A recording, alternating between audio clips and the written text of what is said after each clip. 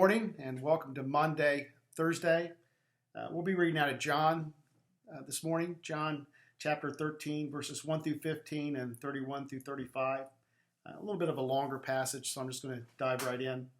It was just before the Passover feast. Jesus knew the time had come for him to leave this world and go to the Father. Having loved his own who were in the world, he now loved them to the full extent of his love. The evening meal was being served, and the devil had already prompted Judas Iscariot, son of Simon, to betray Jesus. Jesus knew that the Father had put all things under his power, and that he had come from God and was returning to God.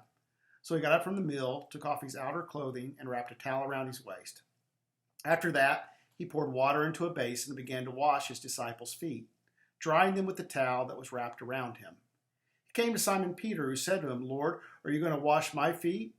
Jesus replied, do you not realize now what I'm doing, but later you will understand? "No," said Peter, "you will never wash my feet." Jesus answered, "Unless I wash you, you have no part with me." "Then, Lord," Simon Peter replied, "not just my feet, but my hands and my head as well."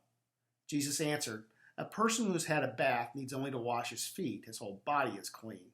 And you are clean, though not every one of you." For he knew who was going to betray him, and that was why he said, not every one was clean. When he finished washing their feet, he put on his clothes and returned to his place.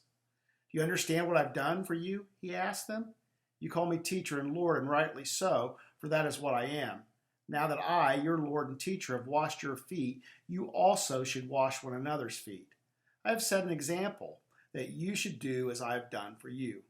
And then dropping down to verse 31, Jesus said, "Now is the Son of Man glorified, and God is glorified in him.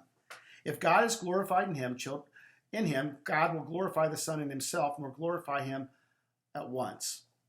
My children, I will be with you only a little longer. You will look for me, and just as I told the Jews, so I tell you, where I'm going, you cannot come. A new command I give you, love one another. As I have loved you, so you must love one another. By this, all men will know that you are my disciples, if you love one another." But we find in this a beautiful example of what love looks like, this practically meeting the needs of the disciples. This wasn't some just ritual that Jesus was doing, but it was the act of a slave taking care of a real need that his disciples had. One of the interesting things that I see in this text is that Judas is one of those who Jesus washes his feet. And you say, well, why did Jesus wash Judas's feet? And the reason is simple, is because he loved him, and Judas needed his feet washed. Jesus met the need that Judas had, simply because he loved him.